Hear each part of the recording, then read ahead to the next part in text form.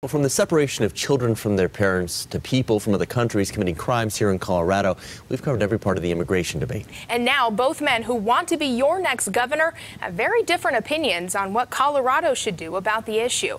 Here's our political specialist, Sean Boyd. With gridlock in Congress, state and local governments are taking the lead on immigration reform, and so-called sanctuary cities have become a flashpoint in the debate. Governor Hickenlooper waded into it last year when he pardoned a convicted felon facing deportation. Immigration no longer just a federal issue, as is evident in this year's governor's race. And as your next governor, I'll end these dangerous sanctuary city policies. Walker Stapleton has made abolishing sanctuary cities, or cities that refuse to enforce federal immigration law, one of the pillars of his campaign, pointing to Denver as one of the worst offenders. Really, Sean, this comes down to a public safety issue.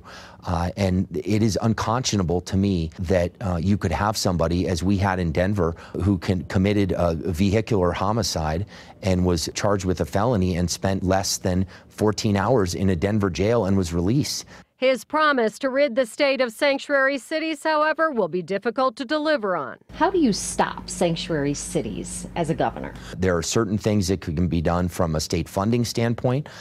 There are certain things that can be done from a state government standpoint in terms of changing some leadership around. But he admits without the legislature's help, his influence will be limited, and Democrats will almost certainly be in control of the House. I don't know what avenues will specifically be available, except my determination to pursue every avenue available. His Democratic opponent, Jared Polis, has a distinctly different take. He's from Boulder, which declared itself a sanctuary city. Do you support sanctuary city policies like Boulder's?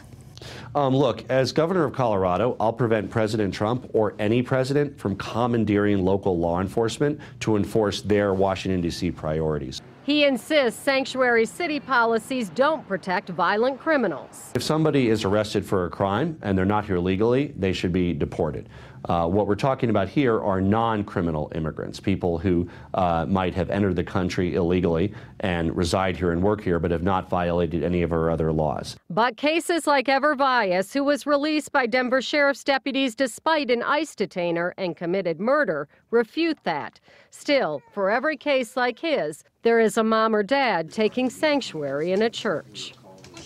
Polis recently voted present on a bill to abolish immigration and customs. He told me his vote was in protest of the separation of families at the border, something most people on both sides of the aisle condemned. Sanctuary cities, however, is much more divisive. I'm political specialist Sean Boyd, covering Colorado First.